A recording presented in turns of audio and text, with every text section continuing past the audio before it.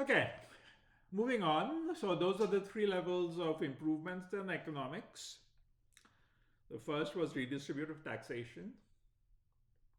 The second was assured work, sort of giving everybody a ranch. And the third is that realizing that there is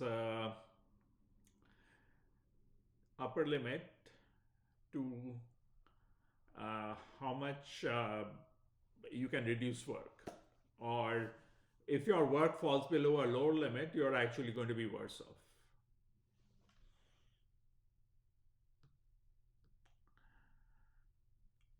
Okay, then let's just kind of look at like what has been obviously, like some of the stuff I've been talking about is not you won't hear it elsewhere. And now I have actually studied a lot of economics, and I was a grad student at JNU in India, where we had Marxist professors, and then I went to Yale and University of Chicago, which are the heart of capitalist thought. So I've had like quite a wide experience when it comes to economics, and of course these academics don't agree with each other. They just say that the other side is wrong, and then the question is, okay, what is it that you should be watching for? Let me just say, I have a lot of respect for Chicago's stress on empirical validation. So they just don't go around saying things, they try to kind of back it up with data. So that was, I found that very admirable. Okay, so let's move on. So the main promise of the Marxists was greater equality. And the basic error of those who worked for the revolution was not understanding that power comes in two forms, economic and political. And while state ownership of economic assets did result in greater economic quality, it also had a severe loss of incentives and accountability. And there was a huge disparity in political power.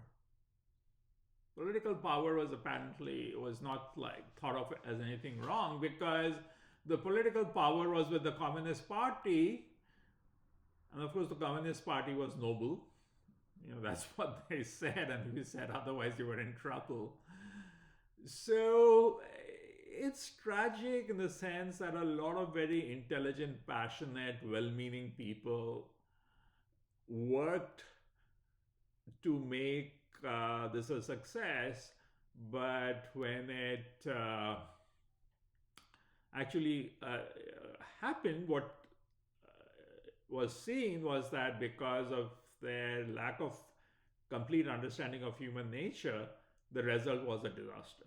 And they were very disillusioned. A lot of them were persecuted.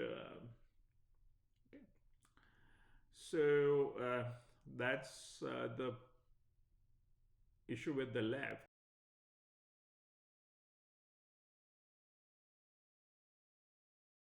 Now, on the right, of course, there's a lot more freedom, and that's wonderful. And like I said, Chicago stressed empirical validation. That was very admirable. The problem I had with their economics was that they do not have a social utility function for their models. So you have these models, you have your first order conditions, you get to the equilibrium, you prove that there is only the equilibrium is unique by using some fixed point theorems and so on, and then you kind of do like comparative statics. You sort of say that, okay, if I introduce this change, let's say I introduce a policy change, how would that change the variables in the equilibrium? No, that all is fine. That all that's, if you're going in that path, you have that kind of reasoning. If your like underlying assumption is more consumerism is better, that all is fine. But any mathematical model, and when you're doing comparative statics, any mathematical model, when you want to have a policy implication from that model, it has to have an objective function which is being maximized. If it doesn't have an objective function, then you just can't play along with a mathematical model. I mean, what is the purpose of it? You don't know which situation is better than another, because you can't compare two different situations. So you have to have an objective function. And the GDP became a stealth objective function in these models. And as long as the policy said that, okay, it's increased the GDP, that was fine. Okay. But the problem with GDP as a function being maximized is that GDP does not care about distribution. And any utility function, if you want to make a case for any utility function, it should take into account distribution. And but if you want to try to take into account distribution, you really get into you get into political issues. So you have to kind of choose a utility function, and then you have to kind of say that, okay, I'm going to put this much negative weight on inequality. So the larger the inequality, the more negative weight will this have. And that is a completely political statement. And, they want to appear to be just scientists, and not like anything which is political. So it's difficult for them to formulate a social utility function. But that obviously is, I mean, what is the use of your model if it doesn't have a proper objective function?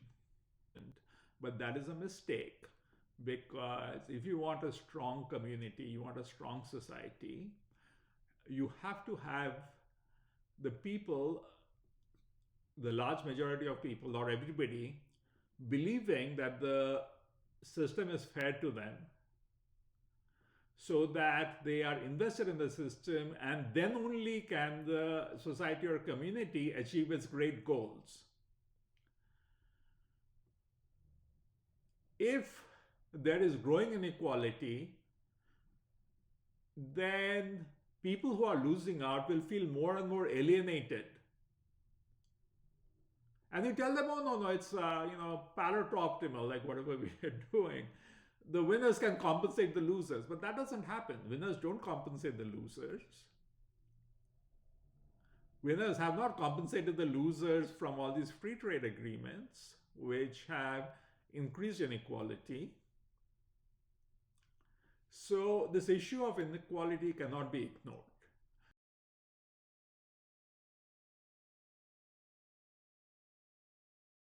For a strong and well-functioning society or community that achieves its great goals.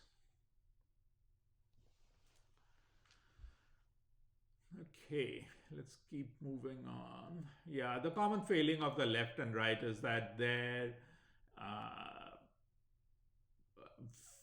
it's just a very